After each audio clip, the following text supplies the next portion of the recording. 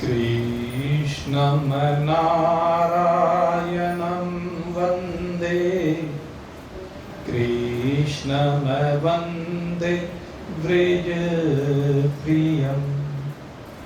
कृष्णं द्वैपायनं वन्दे कृष्णं वन्दे पृथासुतं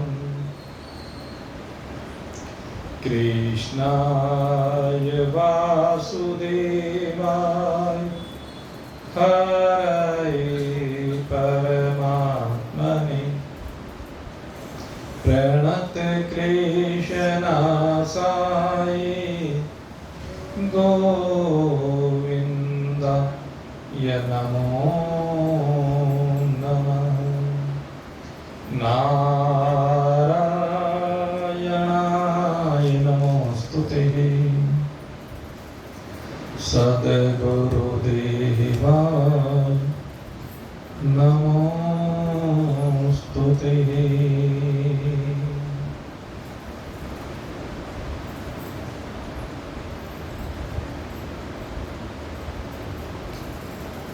उपस्थित परम सौभाग्यशाली भगवत प्रेमी सज्जन वृत्त, पूर्व के सत्संग में आपने श्रवण किया माता देवहूति ने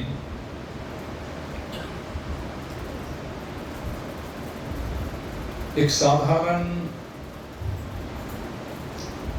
साधक के लिए भगवान की भक्ति का स्वरूप क्या है। तदुपरांत उनका प्रश्न आध्यात्मिक विद्या को लेकर है और इस आध्यात्मिक विद्या के अंतर्गत उनकी जिज्ञासा है प्रकृति और पुरुष इन दोनों के स्वरूप को जानने की। तो आज कपिल भगवान माता देवहूति को प्रकृति और पुरुष के संदर्भ में बतलाने जा रहे हैं। और सबसे पहले वह कहते हैं कि जो आत्मदर्शन होता है, जिसे हम ब्रह्म ज्ञान भी कहते हैं, तो उसका एकमात्र तरीका है सद्गुरुदेव की शरण में जाकर के प्रकृति के इन गूढ़ रहस्यों की सीमा से बाहर निकलकर पुरुष तत्व की प्राप्ति की जाए। यही मोक्ष का स्वरूप है। जिस समय हृदय की ग्रंथि का भेदन हो जाता है तो उसी समय ये जीवात्मा अपने आत्म स्वरूप को समझ करके परमात्मा के साथ एक रूपता को प्राप्त करता है। ये जो आत्मा है यही पुरुष कहा जाता है। इस पुरुष के दो स्वरूप, एक परमात्मा रूप से कहा गया और दूसरा जीवात्मा रूप से कहा गया। आत्मा ही पुरुष को माना गया है, लेकिन ये जो आत्मा है, कहते हैं जब ये पुरुष जो अव्यक्त त्रिगुणात्मक माया है उस माया को अंगीकार करता है। ये माया परमात्मा की शक्ति है, ये भी कहते हैं। अंगीकार करने का भाव है कि ये ऐसे तो इस सदा परमात्मा में विराजमान रहती है शक्ति, लेकिन अंगीकार करने का मतलब है जब इस शक्ति में कुछ हलचल होती है, विक्षोभ होता है, कंपन होता है, जो भी आप कहिए। तो कहते जब ये सर्वव्यापक पुरुष लीला पूर्वक इस अव्यक्त माया को स्वीकार करता है, अंगीकार करता है, तो ये प्रकृति अपने गुणों के द्वारा, वो सतोगुण भी है, वो रजोगुण भी है और वो तमोगुण भी है, उनके द्वारा ये प्रकृति, ये माया प्रजा की सृष्टि करने लगती है। सृष्टि का कारण ये प्रकृति ही है, ये माया ही है। और इसकी सबसे बड़ी विशेषता क्या है कि ये जो जीवात्मा है, ये जीवात्मा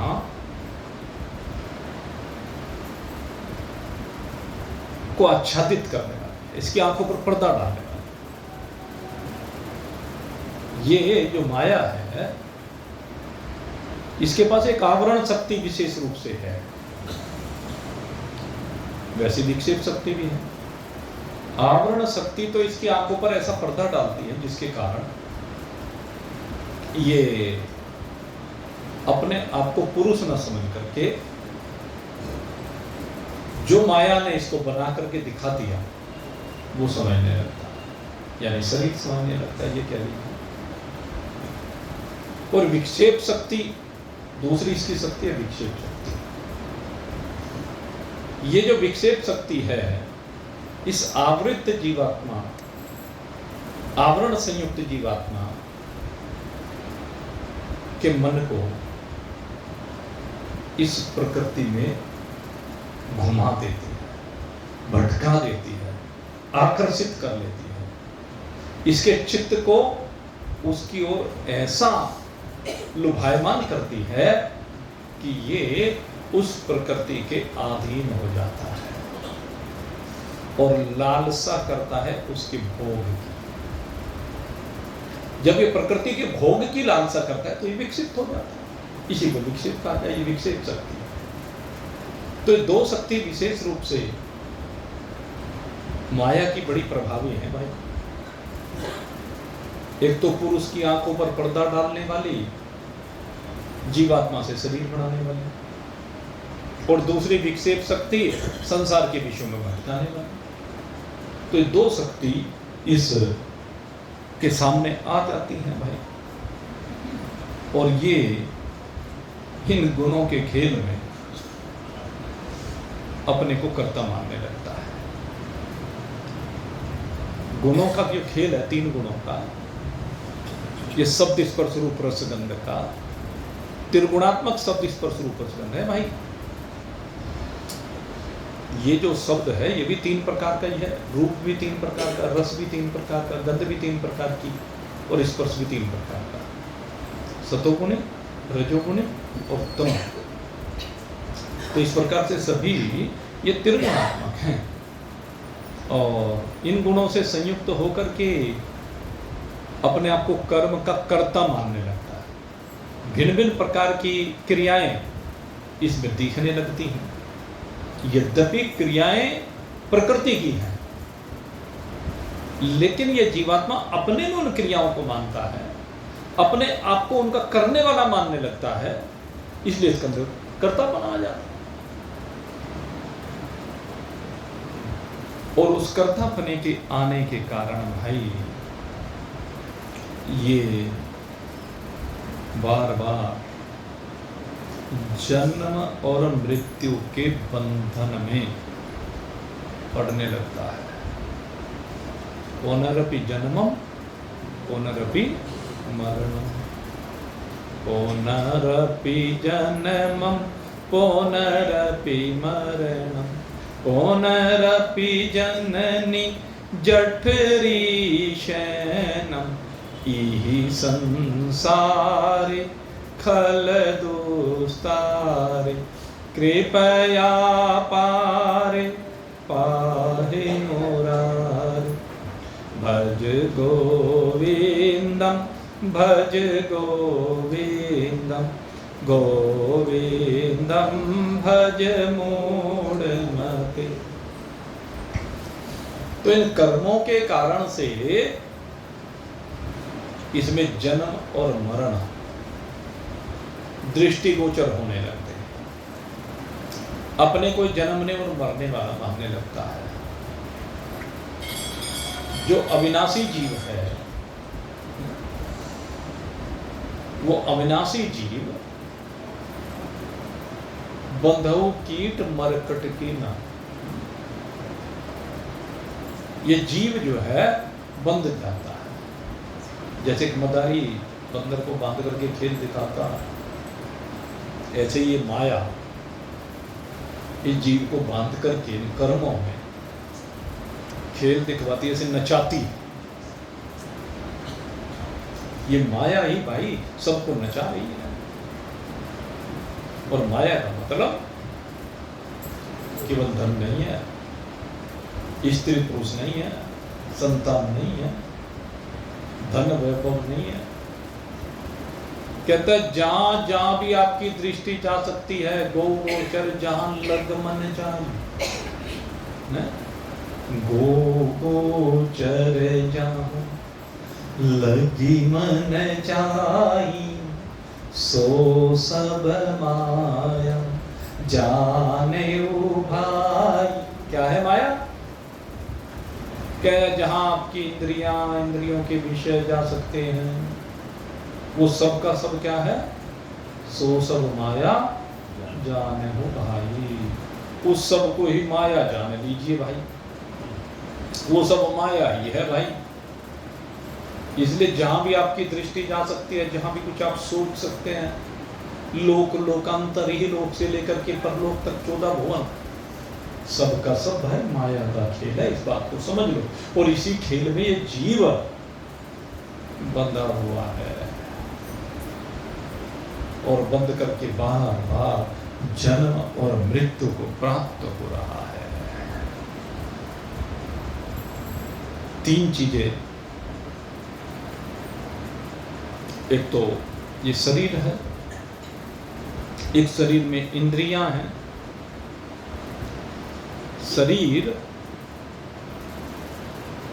और इंद्रियां, इनके माध्यम से ये कार्य करता है। माध्यम तो यही है ना। और क्यों करता है? क्योंकि इन्हें अपने समझता है ये मेरे हैं। शरीर किसका है? मेरा है। अच्छा तेरा तो है, तो तू शरीर हुआ क्या फिर? विचार कर। शरीर तेरा है तो कहता है मेरा शरीर। इसका मतलब जिसको तू मेरा कह रहा है वो तो मैं से तो अलग होगा ना, वो मैं तो नहीं हो सकता ना। ये पेन मेरा है लेकिन मैं पेन तो नहीं। ये मोबाइल मेरा है लेकिन मैं मोबाइल तो नहीं। ये घर मेरा है लेकिन ये मैं तो नहीं। ये मेरा पति है लेकिन मैं तो नहीं। ये मेरी पत्नी है, ये मैं तो नहीं। ये मेरा बेटा है लेकिन मैं तो नहीं। ये व्यापार मेरा है लेकिन मैं तो नहीं। ये स्पष्ट मेरा मेरा करता है, लेकिन उस मेरे में इतना चिपक जाता है कि वहीं पर मैं अपने का इनकार हो जाता है। अरे जो तेरा नहीं है, तू तो जो तू नहीं है उसमें कहीं का इनकार करता है। अहंकार करना है तो आत्मा में कर। कैसा हो कि तो मैं अजर हूं, अमर हूं, अविनाशी हूं। बता तेरा जो तू मेरा मेरा कर रहा है उस तेरे में कहाँ अजरता है, कहाँ अमरता है, कहाँ अविनाशिता है, कहाँ नित्यत्व है, कहाँ व्यापकत्व है? बता जरा। उसमें तो नहीं है। और तू तेरी जो वास्तविक मैं है वो कितनी दिव्य मैं है। तू इस झूठी मैं के पीछे अपनी वास्तविक मैं को भूला बैठा है। अगर यदि अहंकार करना है तो उसमें कर, लेकिन उसमें जाकर के अहंकार रहता ही नहीं है, क्योंकि वो तो हमारा स्वरूप है। और जब हम अपने स्वरूप में पहुंच जाते हैं तो चराचर जगत अपना ही स्वरूप दृष्टिगोचर होता है। फिर किस में अहंकार करे और कौन अहंकार करे? कोई दूसरा हो तो अहंकार हो भी, जब जहां पर दूसरा कोई है ही नहीं। मैं ही मैं हूं, यहां पर गैर का कोई काम नहीं। यहां पर मेरे अतिरिक्त कोई दूसरा है ही नहीं, तो अहंकार करूं तो किस में करूं? इसलिए अहंकार की बात रहती ही नहीं है। तो इस प्रकार से ये शरीर, ये इंद्रियां, और एक चीज और कही कि जो देवता बैठे हैं इंद्रियों में, वे जो है वे भी देवता भी मैं करके बोलते हैं सब में।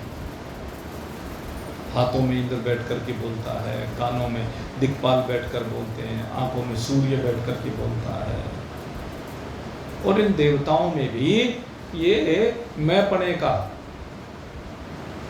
अध्यास बना लेता है, मैंपना मान लेता, आरोप कर लेता है और अपनी वास्तविकता को भूल जाता है कि मैं इस प्रकृति से परे। लेकिन प्रकृति में रमने के कारण, बसने के कारण, इसको अपना मानने के कारण ये इस प्रकृति के अधीन होकर के सुख और दुखों का भोग भोगने लगता है। ये जो त्रिगुणात्मक अव्यक्त माया है, यही सब कुछ का आधार है। सब कुछ मतलब सारे संसार का आधार, सारी सृष्टि का आधार है। और वास्तव में देखा जाए तो इसके अंदर जो रमण करने वाला है, जो रहने वाला है, वो पुरुष है। खेल तो सारा उसका है। इस प्रकृति के 24 तत्व माने गए हैं। ये जो त्रिगुणात्मक प्रकृति है 24 तत्व के रूप में इसको मानते हैं। सांख्य शास्त्र क्या कहते हैं कि 24 तत्व है। और ये 24 तत्व कौन कौन से हैं? 5 भूत, 5 विषय, 10 तत्व तो ये हो गए भाई। इसके बाद कहते हैं 5 प्राण हैं, इंद्रियां हैं और अंतःकरण है। कोई इसमें प्राण जो ये हैं, इन 5 प्राणों को न मान करके इंद्रियों को 10 मान लेता है। जो हमारी 5 कर्मेंद्रियां हैं, प्राण उसी में समाहित हो जाते। तो इस प्रकार से भी माने जा सकते हैं 5 भूत और 5 उनके विषय, 10 तो ये हो गए और 10 इंद्रियां हो गई और 4 अंतःकरण के तत्व हो गए, मन, बुद्धि, चित्त और अहंकार। इस प्रकार से ये जो है प्रकृति के 24 तत्व होते हैं। और इसके अलावा एक 25वां तत्व है। और ये 25वां तत्व कौन सा है? कहते यही पुरुष है। कहीं कहीं इसको काल रूप कहा गया, कहते हैं काल भी है। कहीं कहीं इसको ईश्वर की संहारणी शक्ति भी कहा गया। संहार करने वाली शक्ति है, जो सृष्टि बनती हुई दिखती है उसको बिगाड़ने का काम करता है, उसको निपटाने का, निवृत्त करने का काम करता है। तो इसको काल को संहारकारणी शक्ति भी कहा जाता है। तो इस प्रकार से ये 24 तत्व ये हुए और 25वां तत्व ये प्राण हुआ। और अपनी माया के द्वारा ये जो 25वां तत्व है ये सबके भीतर विराजित है, यही सबके अंदर विराजित है, यही सबकी वास्तविकता है। ये कहते शरीर में तो किस रूप में है? कहते जीव रूप में है। और शरीर के बाहर कहते काल रूप में है। बाहर इसको कहा काल के रूप में, या कह लीजिए परमात्मा के रूप में। शरीर के अंदर होने से इसको हमने आत्मा कह दिया, जीवात्मा कह दिया। और व्यापक होने के कारण से इसको परमात्मा कह दिया जाता है ये सब परमात्मा ही भाई। तो इस प्रकार से ये 25 तत्वों को बताया गया। और अब बताते हैं कि जो परम पुरुष परमात्मा है सबसे पहले वही है। उस परम पुरुष परमात्मा ने जीवों के अदृष्ट इक्षोभ को प्राप्त किया, यानी विचलन, हलचल, उसकी शक्ति में जीवों की जो उत्पत्ति रूपा शक्ति है, त्रिगुणात्मक शक्ति, और उसमें जब अक्षोभ उत्पन्न हुआ तो फिर कहते हैं उस प्रकृति में बीज संस्थापन किया। भगवान कहते हैं सबका पिता मैं ही हूं। उस प्रकृति में बीजारोपण करने वाला ये भगवान। कैसे? कहते हैं अपनी दृष्टि, अपना प्रतिबिंब, कहीं कुछ कहा कहीं किसी रूप में कहा, तो क्या है कि अपने प्रतिबिंब को स्थापित किया। और ये प्रतिबिंब जिसको हमने वेदांत में चिदाभास नाम दिया, यहां तो भगवान ने इसको चित्त शक्ति का नाम दिया है, अपनी चैतन्य शक्ति, वहां चैतन्य का आभास। तो सांख्य शास्त्र में और वेदांत में थोड़ा सा कुछ नाम का अंतर है, बात एक ही है। किसी भी शास्त्र में आप देखेंगे तो कहीं भी कोई डिफरेंस नहीं, सर्वत्र एक ही बात को कहा गया। चित्त शक्ति कह लो या चिदाभास कह लो, भाई अंतर क्या है? या बीज प्रद पिता कह लो, गीता में बीज प्रद पिता कहा गया, तो सारी एक ही बात है। तो ये परमात्मा इस प्रकृति में अपनी चित्त शक्ति के द्वारा इस सृष्टि का सृजन का हेतु बनता है। और कैसे? कहते जब बीजारोपण करता है तो इससे ये त्रिगुणात्मक महतत्व की उत्पत्ति होती है। क्षोभ होने पर महतत्व, व्यापक महतत्व, अव्यक्त महतत्व, जगत का कारण रूप महतत्व ये प्रकट होता है।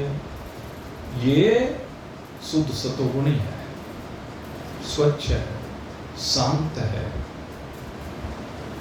ये जो महतत्व है, लेकिन कहते हैं कि इस महतत्व का अधिष्ठात्र कौन है? ये चित्त है, चित्त शक्ति है। ये जो चित्त शक्ति है इसको वासुदेव नाम भी दिया गया। जब हम 4 अंतःकरण के तत्वों के देवताओं के वर्णन करते हैं तो उसमें क्या बताते हैं कि मन का देवता चंद्रमा है, बुद्धि का देवता ब्रह्मा या बृहस्पति है, चित्त का देवता वासुदेव। तो ये वासुदेव यही चित्त के रूप में आकर के विराजित होता है, यही बीज बनता है सृष्टि का, और इसी से महतत्व की उत्पत्ति होती है। इस महतत्व का फिर आगे कहते हैं कि जो महतत्व है, इस महतत्व को फिर आगे भगवान ने जब विकृति इस महतत्व की होती है, महतत्व में जब विकृति होती है तो ये 3 भागों में बढ़ता है। वैसे तो पहले एक भाग भी कह सकते हैं कि इससे अहंकार का प्रकटन होता है, फिर अहंकार से कहते 3 प्रकार का हो जाता है ये अहंकार। एक ध्यान है क्या? 3 प्रकार के अहंकार कई बार बता दिया तो इसमें अभी पिछले 10-15 दिन में कई बार बताया, आपको याद है किसी के? भूल जाते हैं, यही तो गड़बड़ है ना, इसीलिए बात नहीं बनती। भाई पहला बताया वैकारिक अहंकार यानी सतोगुणी अहंकार, दूसरा बताया तेजस अहंकार यानी रजोगुणी अहंकार, और तीसरा बताया तामस अहंकार तमोगुणी। ये 3 प्रकार का अहंकार सब भूल जाते हैं। तो कम से कम 100 बार बता दिया होगा कि ये 3 प्रकार का अहंकार होता है। जब भी किसी भी शास्त्र को प्रारंभ करते हैं उसमें 3 प्रकार के अहंकार की बार बार चर्चा की जाती है। तो ये 3 प्रकार का अहंकार है, इसी से मन, इंद्रिया और भूत। मन भी बनता है वैकारिक अहंकार से, इंद्रियां बनती है तेजस अहंकार से, और ये जो भूत हैं ये तामस अहंकार से प्रकट होते हैं। और अहंकार का एक नाम यहाँ पर और दिया, कहते इस अहंकार का देवता कौन है? कहते संकर्षण। आपको बताए हैं यहाँ इस अध्याय में, वैसे पहले भी एक बार वो वर्णन आया, जो 4 मन बुद्धि चित्त अहंकार के रूप में हमने बात की है। ये जो 4 अंतःकरण के तत्व हैं, अभी आपको बताया चंद्रमा, ब्रह्मा, विष्णु और रुद्र, ये 4 इनके देवता होते हैं। लेकिन यहाँ पर इन 4 देवताओं के नाम अलग अलग दिए गए।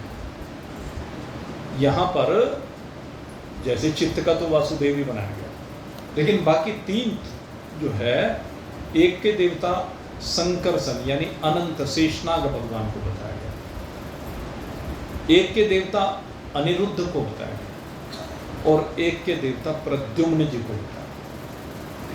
ये भगवान के 4 रूप, भगवान कृष्ण के 4 रूप हैं।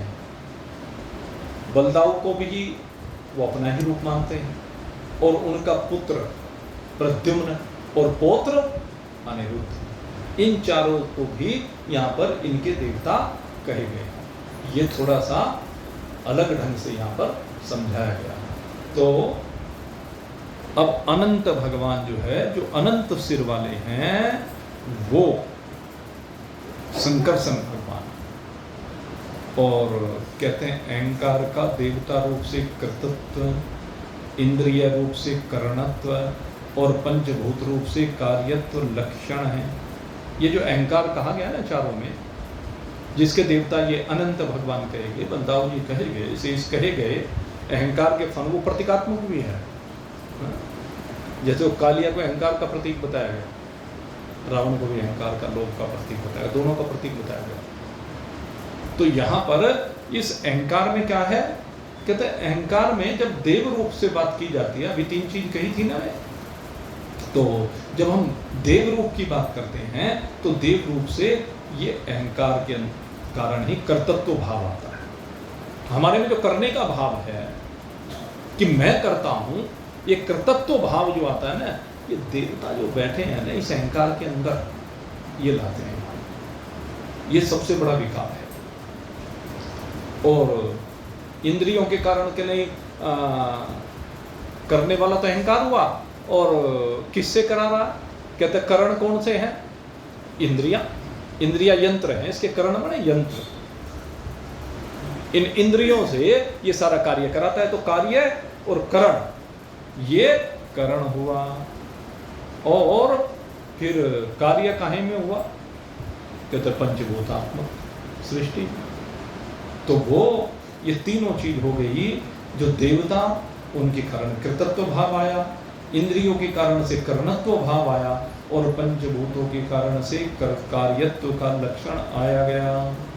और सत्व गुण से चूंकि अंतःकरण बना है, इसलिए सत्व गुण के संबंध से इसके अंतर शांत तत्व भी आया और घोर तत्व भी आया और मूढ़ तत्व भी, तीनों आ गए। ये चीज आपको अहंकार में दिखाई दी। जब मैं अपनी ईगो समाप्त हो जाए तो शांत हो जाइए, और जब अहंकार वास्तव में हावी होता है और अहंकार में मैं पना आता है, तो घोरत्व इसके अंदर आ जाता है, घोर अहंकार। और कहते हैं जब बस किसी की बिल्कुल सुने ही नहीं, अपनी अपनी बस, अपने अलावा किसी की सुननी ही नहीं है, उसे कहते हैं मूढ़त्व। क्या है वो? मूढ़त्व। और इस समय आप देख रहे हैं ना, एक हमारे देश में एक ऐसा ही मूड पैदा हो गया है।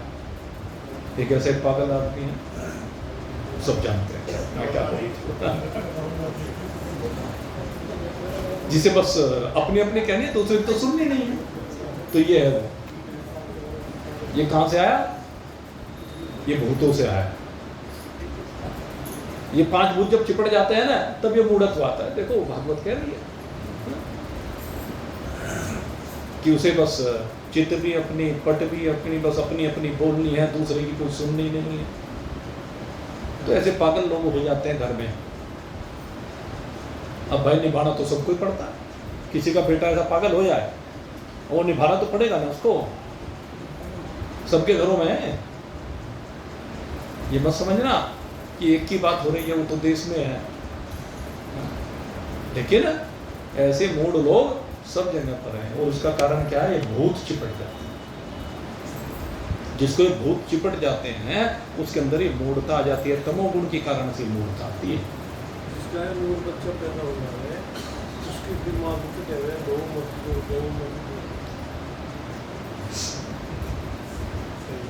लाला जी जो कह रहे हैं सब ठीक ही कह रहे हैं। चलो क्या, तो 3 प्रकार का जो अहंकार हुआ,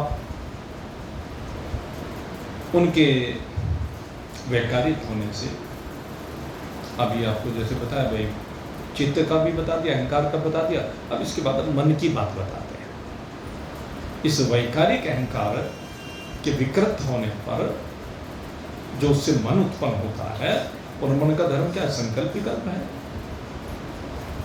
तो इस मन में भी तीनों चीज है भाई। एक तो इसका अधिष्ठात्र देवता, तो इसका जो अधिष्ठात्र देवता कहा गया है वो अनिरुद्ध को कहा गया है। भगवान के पौत्र हुए हैं अनिरुद्ध, कहते हैं वो इंद्रियों के अधिष्ठात्र देवता इसके वो हैं। और धीरे धीरे धीरे ये अनिरुद्ध जी श्याम वर्ण वाले, नील कमल के समान, ये धीरे धीरे मन को वशीभूत करके आराधना करते हैं। और फिर कहते हैं तीसरा, चौथा, तीसरा, तीन तो हो गए, मन हो गया, बुद्धि हो गया, बुद्धि नहीं हुई, चित्त हुआ और अहंकार हुआ, तो बुद्धि रह गई। अब इस बुद्धि के देवता कौन है? कहते हैं इस बुद्धि के जो देवता हैं वो प्रद्युम्न जी हैं। बुद्धि तत्व जो है उसके देवता प्रद्युम्न जी हैं। और इसका काम क्या है? कहता सारा विज्ञान, जितना भी विज्ञान है, जो भी कुछ जानकारी है, सब कुछ बुद्धि तत्व की देन है भाई। और इसी बुद्धि के वशीभूत होकर के सारी इंद्रियां अपने अपने धर्मों में रत होती हैं। जितना भी स्फुरण है वो सब इसी का है। और एक अब और इसमें बड़ी बातें आ रही हैं भाई। कहते वर्तियों के जितने भी भेद होते हैं उसके कारण जो संशय होता है, सारे संशय, सारे विपर्य, एक तो संशय का होना और फिर विपर्य। विपर्य माने उल्टी मति होनी, बुद्धि उल्टी होती है, विपरीत हो जाती है। वो कहां है? जाको विधि दारुण दुख दीनी, ताकी मत पहले हर लीनी। इसलिए कहते हैं भाई इस बुद्धि को ठीक रखो। बुद्धि रूपी सारथी है। इंद्रियों के घोड़े इस शरीर रूपी रथ में लगे हुए हैं और मन की लगाम है भाई। सारथी अगर मन की लगाम को खींच के रखेगा तो इंद्रियों के घोड़े सही दिशा में चलेंगे। और अगर यदि सारथी ने जिस तरफ भी ढील छोड़ दी, जिस तरफ ढील छोड़ी ना, तो मन उसे दूसरी तरफ लेके चलेगा। ध्यान करना, कभी जिधर से ढील छोड़ेगा लगाम, आपने पहले घोड़े चलाते हुए देखा हो तो दोनों तरफ लगाम होती है, वो दो रस्सियां होती थी हाथ में। अगर मान लीजिए इधर वाली छोड़ दे, इधर वाली में ढील छोड़ दे, तो घोड़े का मुंह कहाँ हो जाएगा? इधर घूम जाएगा, तो इधर। और इधर वाली को ढील छोड़ दे तो इधर घूम जाएगा। जिधर वो ढील छोड़ेगा वो दूसरी तरफ मुंह मारने के लिए जाएगा। और जब बाएं जाएगा तो बाएं पतन की गहरी खाई में गिर जाएगा। और अगर यदि दाएं जाएगा तो अहंकार का भाड़ खड़ा हुआ है, उससे टकरा करके चकनाचूर हो जाएगा। ये नियम है। इसलिए कहा इस बुद्धि को ठीक रखो भाई। बुद्धि ही तेषाम अधिको विशेष है। ये मनुष्य में बुद्धि विशेष रूप से भगवान ने इसीलिए अधिक दी है, इसलिए कि इसका सदुपयोग करो। और सदुपयोग क्या है? इसके मन की लगाम को ठीक ठीक खींच के रखो, इंद्रियों के अधीन मत होने दो। इंद्रियों का काम तो क्या है? इंद्रियों के जो घोड़े हैं वे क्या चाहते हैं? तो हरी हरी घास चरना चाहते हैं।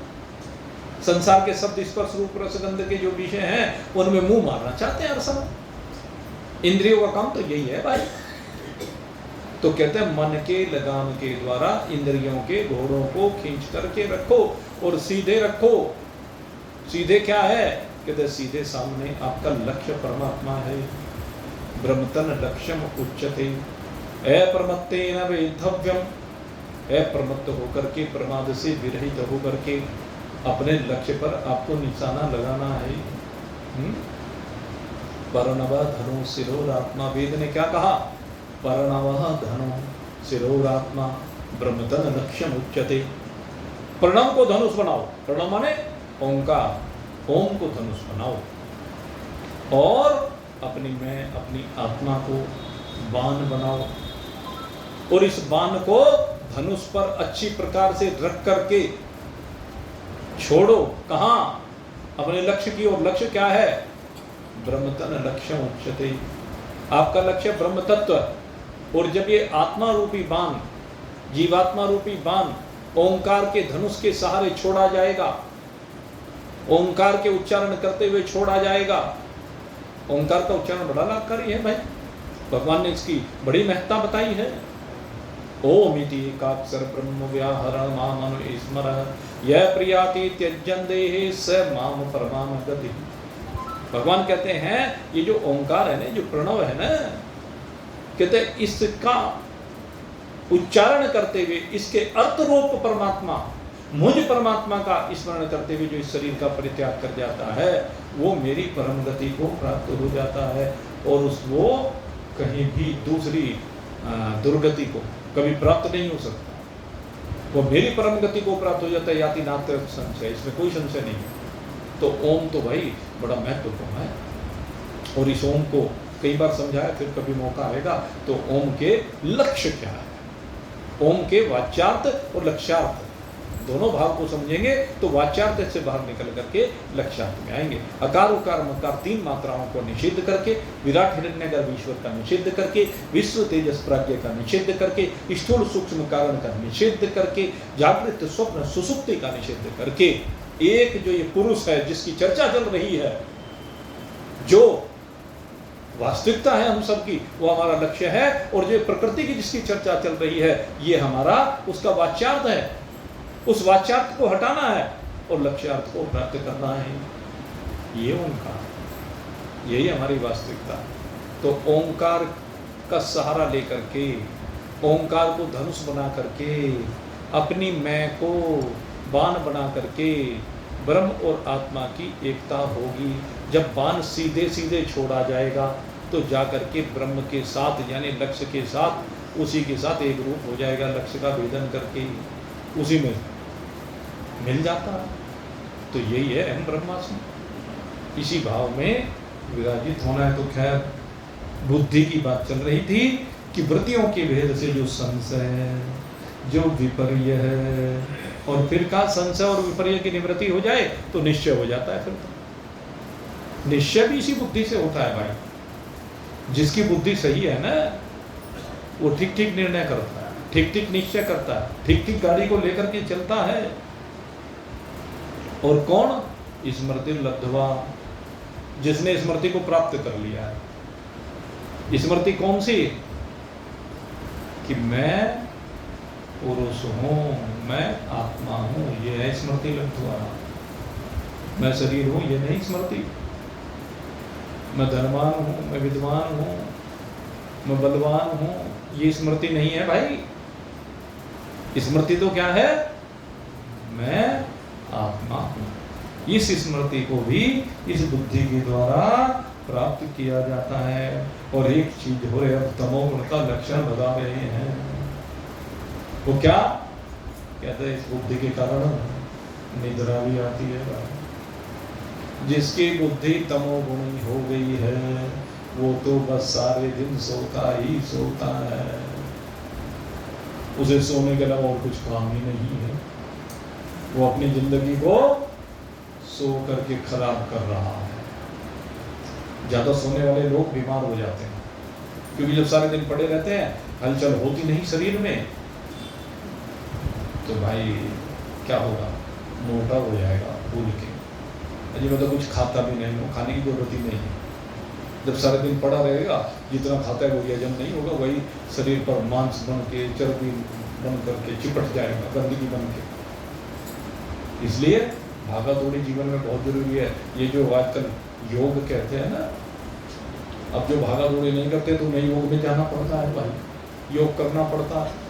और पहले तो भाई रोजमर्रा के जो काम होते थे उसमें सारा योग हो जाता था। आज सबसे बड़ी जो बीमारी है, सबके जो घुटने और शरीर खराब हो गए, उसका कारण है नीचे बैठ करके काम का ना करना। पहले सारे काम नीचे बैठ करके होते थे तो किसी भी महिला के, किसी भी पुरुष के पैर खराब नहीं होते। पहले बताओ, अब से 25-30 साल पहले किसी ने सुना कहीं फलाने के घुटने खराब हो गए? फिर किसी की बीमारी हो जाए वो तो एक अलग बात है, किसी कारण से प्रारब्ध आ गया कोई, अन्यथा सुनते थे क्या? और अब कोई एक ऐसा बचा हुआ ये मेरे ठीक है, 60 साल की उम्र के बाद अब जी मैं पालथी मार के बैठ सकता हूँ, तो जिसके ऊपर भगवान की विशेष कृपा है बस वही बैठ सकता है, नहीं तो न किसी के ऊपर पालथी मार के बैठ सकता, और वज्रासन में तो बैठ ही नहीं सकता। हाँ, अजी बस जान निकल जाएगी अगर वज्रासन में बैठ गए तो। हाँ, ये तो ये शुरू से मेहनती रहे हैं, इन्होंने बहुत मेहनत की है, इसीलिए भगवान की कृपा है। अब आप देख लो 80 साल की उम्र में भी व्यक्ति उगड़ो बैठ लेता है, वज्रासन पर बैठ लेते हैं घंटों घंटों। ये क्या है? ये अभ्यास है, ये बैठ करके काम करने का नतीजा है। जिन्होंने बैठ करके काम किए हैं, और मैं तो अब भी कहता हूँ अपनी किचन, भाई जो कोई संभव हो जिनका भी, वो अपनी किचन को नीचे ले आओ। जैसे पहले चूल्हा नीचे होता था ना, अब चलो बिल्कुल नीचे न ला सको तो जितने नीचे ले आओगे उतने ही फायदे में आ जाओगे। ये बता दूँ आपको, जो भी काम है, जितने भी काम आप बैठ करके कर सको, बैठ करके कर लो भाई। खड़े होकर करने के बजाय बैठ कर लो। जितने खड़े होकर के करोगे उतने पैर खराब होते चले जाएंगे। भाई पैर में तो क्या है, कितनी शक्ति है पैर में, वो भी कब तक सहन करेंगे? सारा बोझ आप पैर के ऊपर क्यों डाल रहे हो? असली गड़बड़ यही है। और जब बैठो भी तो ऊंची कुर्सी पर मत बैठो। जैसे पहले महिलाएं होती थी पीढ़े पर बैठती थी, पटरियों पर बैठती थी, वो थी असली शक्ति। उससे सारा शरीर, सारी नस नाड़ियां बिल्कुल एक्टिव रहती थी और वो कभी बीमार नहीं होती। तो खैर, विषय चल रहा है बुद्धि को निद्रा से बचाओ भाई, नहीं तो स्वान निद्रा बड़ी प्रसिद्ध है। जो बस सारे दिन सोते रहते हैं, स्वान ही समझ लेना आपको, अगली यूनी स्वान की मिलेगी आपको बता। ये जो सोना छोड़िए, और दूसरी बात क्या, विषयों में सोना बंद कीजिए। वो तो प्रतीकात्मक है, असली विषय क्या है? विषयों में सोना बंद कीजिए। हम विषयों की निद्रा में तो सो रहे हैं, मोह की निद्रा में सो रहे हैं। गोस्वामी जी ने कहा है, मोह निशा सब सोवनिहारा, मोह निशा सब सोवनिहारा, देख ही स्वप्न अनेक प्रकार। मोह रूपी रात्रि में विराजित तो होकर के अनेक प्रकार के स्वप्न रोज देख रहे हैं। कभी मरने का स्वप्न देखते हैं, कभी जीने का स्वप्न देखते हैं, कभी आने का स्वप्न देखते हैं, कभी जाने का स्वप्न देखते हैं, कभी लेने का स्वप्न देखते हैं, कभी देने का स्वप्न देखते हैं, कभी मिलने का स्वप्न है, कभी बिछड़ने का स्वप्न। पता नहीं कितने स्वप्न है भाई, कहाँ लोग का। हाँ,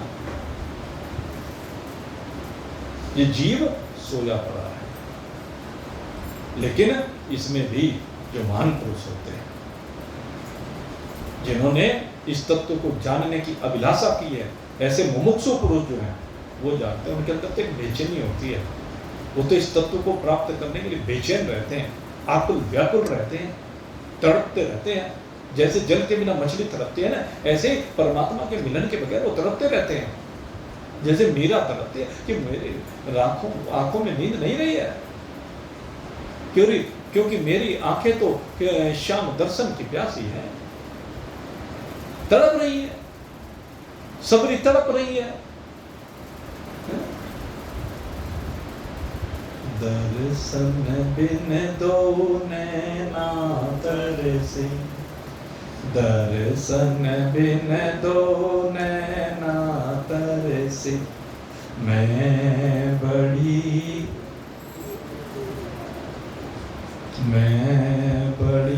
दुखियारी हूँ। ये कहती है सबरी, कहते आपके दर्शन के बिना मेरे नैना तड़प रहे। हे प्रभु, अपनी ये सांवरी सूरत मुझे आके दिखा दो, मेरे गुरुदेव का आशीर्वाद अब फलीभूत हो जाए। प्रभु, बूढ़ी हो गई हूँ, आपकी प्रतीक्षा करते करते, निस दिन देखूं बाटड़िया, रोज तेरी बाट देखती हूँ, इसलिए क्या करो, मुझको दर्शन दो दयामय, मुझे दर्शन दे दो बस, मुझे और कुछ नहीं चाहिए। हे प्रभु, मुझे दर्शन दो, और कुछ नहीं चाहिए। तो जब ऐसी मुमुक्षु की, जिज्ञासु की, पिपासु की तड़प हो, तो भगवान भी दौड़े दौड़े चले जाते हैं। प्रभु बंधे हुए, खिंचे हुए चले आते हैं। जरा तारों से तारे मिला के तो थे, भगवान आ जाते हैं खिंचे हुए। प्रभु बंधे हुए, खिंचे हुए चले आएंगे, जरा तारों से तारे मिला के तो दे। सीधी सी बात है, दिल के तार मिलाने की बात है। और दिल के तार तब मिलेगी जब तेरी बुद्धि सही होगी। सबसे पहले इस बुद्धि को ठीक करना जरूरी है। बुद्धि विहीना पशु ही समान, जिसके अंदर बुद्धि नहीं है वो तो भाई पशु के ही समान है। इसलिए बुद्धि को ठीक मार्ग पर लगाइए। तो इस प्रकार से कहते हैं कि ये बुद्धि तत्व जो है वो प्रद्युम्न है। और ये आगे जो इंद्रियां हैं वो तेजस अहंकार का कार्य हैं। और ये जो इंद्रियां हमारी हैं, इनमें एक कर्मेंद्रियां कर्म करने वाली और ज्ञानेंद्रियां ज्ञान करने वाली हैं। दो प्रकार का विभाग इनमें किया है। और इन कर्मेंद्रियों, देखो यहाँ पर कह दिया, वो मैं कह रहा था ना प्राण, तो यहाँ पर कह दिया इनमें जो कर्म है वो प्राण की शक्ति है। तो कर्मेंद्रियों के साथ ही प्राणों को यहाँ समाहित कर दिया। अब आपको इनको 24 के बजाय 29 तत्व भी कह सकते। प्रकृति के जो 24 तत्व कहा आपको अभी बताए ना, पंचभूत और 5 उनके विषय, 5 कर्मेंद्रिय, 5 ज्ञानेंद्रिय और अंतःकरण चतुष्ट, और इनमें कर्मेंद्रियों में प्राण को समाहित कर दीजिए। तो इस प्रकार से 29 तत्व भी आप कह सकते हैं। तो इस प्रकार ये प्राण की शक्ति, प्राण जो है वो कर्मों को करने की जो शक्ति है वो प्राणों से आती है। और बुद्धि की शक्ति असली ज्ञान है। तो इस प्रकार भगवान की चेतन शक्ति से ये तामस अहंकार, वैकारिक अहंकार और तेजस अहंकार से ये प्रकट हुए। अब तामस अहंकार की बात करते हैं। अब तामस अहंकार जो है, कहते हैं जब उसमें विकृति होती है, तो उसमें विकृति होने पर सबसे पहले कौन उत्पन्न होता है? कहते हैं शब्द तन्मात्रा। और ये जो शब्द तन्मात्रा है, इससे ही आकाश की उत्पत्ति होती है। और इसी से शब्द का ज्ञान कराने वाली श्रोतेंद्रिय कानों की उत्पत्ति होती है। और इस शब्द का काम क्या है? कहते हैं शब्द जो है वो अर्थ का प्रकाशक है। कोई भी शब्द बोला गया तो शब्द समझ में आ जाए तो उसका अर्थ का प्रकाशक इसलिए कहते हैं। शब्द से ही अर्थ का प्रकाश होता है। और ये जो है श्रोत इंद्रिय है, कहते हैं कोई छिपके भी खड़ा हुआ हो, लेकिन अगर यदि कोई बोले तो उसकी आवाज़ मान लीजिए बराबर वाले कमरे में बोले और यहाँ हमें सुनाई दे, तो हम क्या कहेंगे? यहीं से बोध करा देते, उसका ज्ञान करा देते। ये शब्द शक्ति है कि ओट में खड़े हुए वक्ता का भी ये ज्ञान करा देती है। आकाश का रूप जो है वो बड़ा सूक्ष्म है। कैसा सूक्ष्म है? कहते जो खाली स्थान, अब ये जो जितना भी खाली स्थान है इसी को आकाश कहा जाता है, जो सबको चलने फिरने के लिए अवकाश देता है। इसका एक गुण ये है, ये शब्द जो बहता है इसी में बहता है। शब्द का प्रवाह मैं बोल रहा हूँ, आप सुन रहे हैं, तो ये प्रवाह कहाँ हो रहा है? आकाश में हो रहा है। यही आकाश है। वायु का प्रवाह भी आकाश में, अग्नि का प्रवाह भी आकाश में, जल का प्रवाह भी आकाश में, और पृथ्वी भी आकाश में ही विराजित है। तो इसलिए शब्द के जो लक्षण हैं उनमें कहा गया कि सब भूतों को अवकाश देना, सबके बाहर भी रहना और भीतर भी रहना, प्राण, इंद्रिय, मन, सब के सब का आश्रय स्थल ये आकाश ही है। इसलिए वेदांत दर्शन में जगह जगह पर आप जब परमात्मा तत्व का वर्णन किया गया तो आकाश के सदृश कहा गया, गगन सदृशम कह करके अवधूत दत्तात्रेय जी ने जो अवधूत गीता का उपदेश यदु महाराज को दिया उसमें तो बार बार गगन सदृशम, गगन सदृशम। मैं कैसा व्यापक हूं, गगन की सदृश। मैं अनंत कैसा हूं, कहते हैं गगन सदृश। अनंतता आकाश की तरह से है। तो इस प्रकार से ये आकाश तत्व की बात की।